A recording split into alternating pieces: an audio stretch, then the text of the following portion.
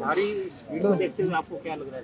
देखिए, आज जो इस विधानसभा क्षेत्र के लोगों का रिस्पांस था, जिस भारी तादाद में लोग इस रैली में आज शामिल हुए और जो अपार प्रेम, स्नेह और आशीर्वाद लोगों ने हमारे उम्मीदवार को दिया है, मुझे लगता है कि उपचुनाव ज़रूर है, लेकिन माहौल ऐसा है कि इस बार कांग्रेस को पहले से ज़्यादा बहुमत देने का मन बना चुके हैं।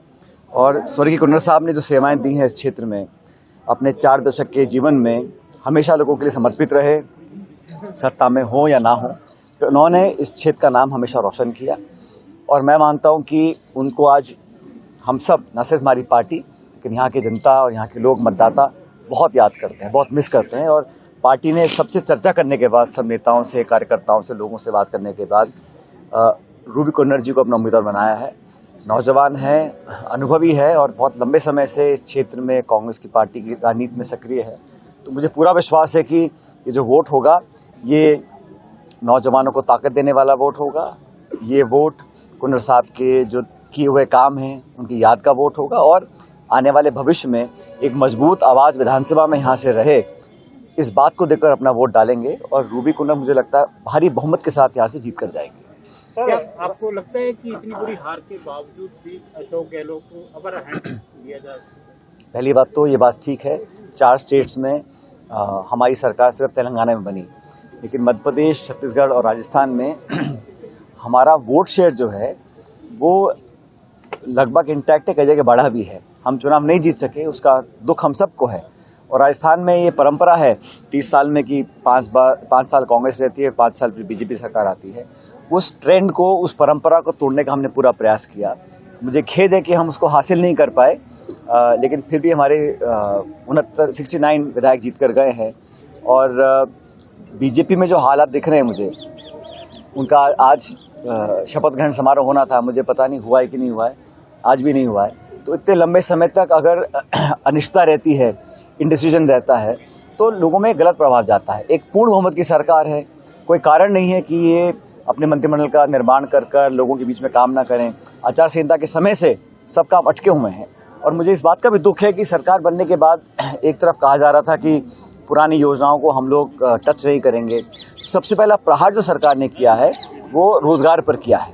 अगर आपको योजना का नाम पसंद नहीं है, आपको काम करने वाले लोग पसंद नहीं हैं, आप बदल सकते हो, लेकिन इतने हज़ारों नौजवानों को सरकार बनने के बाद बिना वजह आप उनकी नौकरियां समाप्त कर दें, ये एक गलत संकेत जाता है, नकारात्मक सोच है। आप नए अपॉर्चुनिटी ना दे पाएँ, लेकिन जो एग्जिस्टिंग थे उनको आप बंद करें, मैं समझता हूँ बड़ा गलत है। मैं इस बात से बिल्कुल सहमत नहीं हूँ। और युवाओं को न्याय, युवाओं को रोज़गार, युवाओं को अवसर देने की बात कर ये सरकार बनी थी। और पहले ही कदम में, अभी तो सरकार पूरी बनी भी नहीं है, अभी तो मंत्रिमंडल का निर्माण नहीं हुआ है, शपथ नहीं हुई है मंत्रियों की, और अभी से ही इस प्रकार की सरकार के जो कदम है वो लोगों के अंदर एक अविश्वास पैदा करते हैं। बहरहाल ये उपचुनाव है, ये इम्पोर्टेंट है, हमारी पार्टी का संगठन लगा हुआ है और जनता की भावना हमारे साथ है। मुझे पूरा विश्वास है कि सरकार को भी एक आईना दिखाने वाला काम होगा जब 5 तारीख को मतदान यहाँ पर होगा। सरकार मतलब गहलोत जी पहले अपर हैंड थे, उसके द्वारा ये हारे गए, तो क्या अभी भी उनकी तरफ ही झुकाव है कांग्रेस का? सर, मैंने कहा ना, हम लोग चुनाव हार गए, लेकिन अभी हमारा इमीडिएट टास्क ये है कि लोकसभा के अंदर हम लोग अच्छा परफॉर्म करें। और जिस व्यक्ति को जो जिम्मेदारी दी गई है, और मुझे पार्टी नेतृत्व ने, खड़गे साहब ने, राहुल जी ने अखिल भारतीय कांग्रेस कमेटी का महासचिव बनाकर एक राज्य की जिम्मेदारी दी है। मैं लीडरशिप का बहुत धन्यवाद करना चाहता हूँ कि लोकसभा से कुछ महीने पहले एक जिम्मेदारी मुझे दी है, उसका पूरी तरह मैं निर्वहन करूँगा।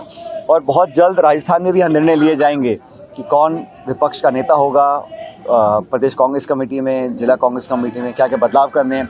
लोकसभा को देखते हुए जहां पर जो बदलाव करना है उसका संज्ञान एआईसीसी ले चुकी है और बहुत जल्द उस पर निर्णय लिए जाएंगे। पायलट साहब, राजस्थान में कांग्रेस के हारने के बाद आपको राजस्थान में बड़ी भूमिका देने की बजाय आपको छत्तीसगढ़ का प्रभारी बनाकर बाहर कर दिया गया। कहीं ना कहीं लगता नहीं है कि राजस्थान के अंदर वसुंधरा की तरह आपको भी साइड लाइन किया जा रहा है? जहाँ हम बैठे हैं ये तो राज्य राजस्थान ही है, और जहाँ हम प्रचार कर रहे हैं राजस्थान है।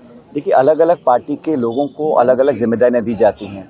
मुझे इससे पहले जिम्मेदारी दी थी केंद्र में, मैं सांसद रहा, केंद्र का मंत्री रहा, फिर राज्य प्रदेश अध्यक्ष रहा, सरकार का हिस्सा रहा।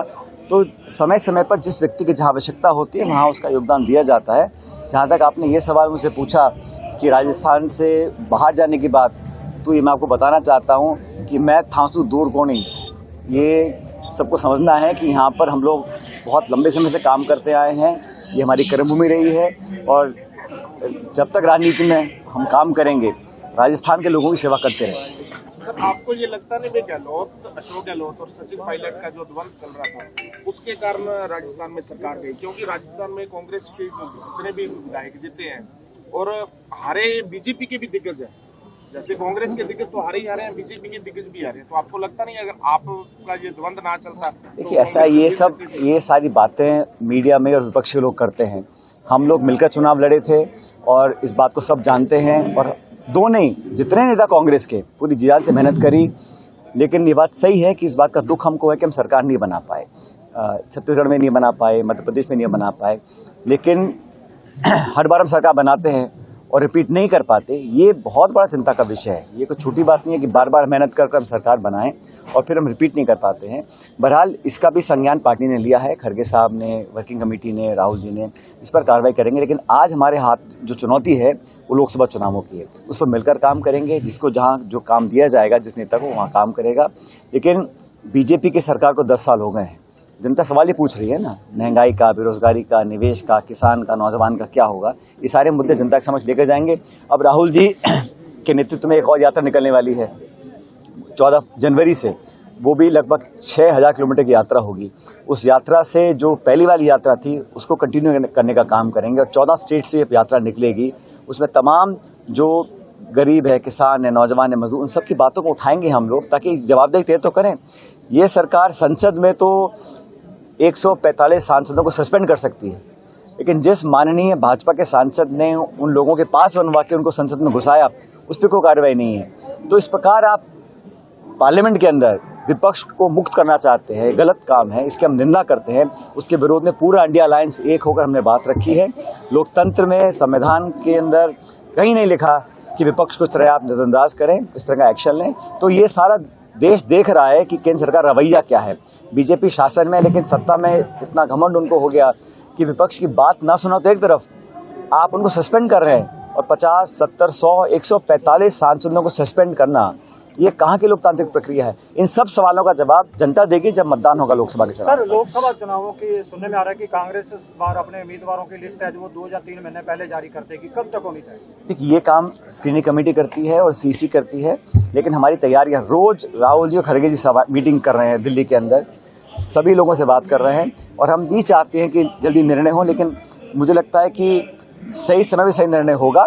हमारा समझौता इंडिया अलायंस के साथ चल रहा है, कहाँ कौन कितनी सीट लड़ेगा, कमेटी बन चुकी है। बहुत जल्द निर्णय लिया जाएगा किस राज्य में कांग्रेस कितनी सीटों पर लड़ेगी, उसके बाद उम्मीदवारों को हम तय करेंगे। लगातार जो है वो कर्नपुर सीट पे प्रचार प्रसार कर रहे हैं, और कहीं ना कहीं भाजपा के लिए तो सीधे छूटे पड़े हैं उनके। कभी वो सीएम को बुला रहे हैं, कभी किसको बुला रहे हैं, क्या कहेंगे? अब यहाँ जी कोई भी आ जाए, यहाँ के लोग मन बना चुके हैं कि रूबी को विधानसभा भेजना है, और मैं किसी का आलोचना नहीं करना चाहता हूँ, लेकिन लोग देख चुके हैं, परख चुके हैं, और एक नए व्यक्ति को, नौजवान को लोग मौका देना चाहते हैं। पूरी पार्टी एकजुट है। विशेष रूप से जो नौजवान मतदाता है वो जाति, बिरादरी, धर्म से ऊपर उठकर कांग्रेस पार्टी को वोट देगा, और रूबी जी हमारे साथ विधानसभा जाएंगे। सर, एक विधायक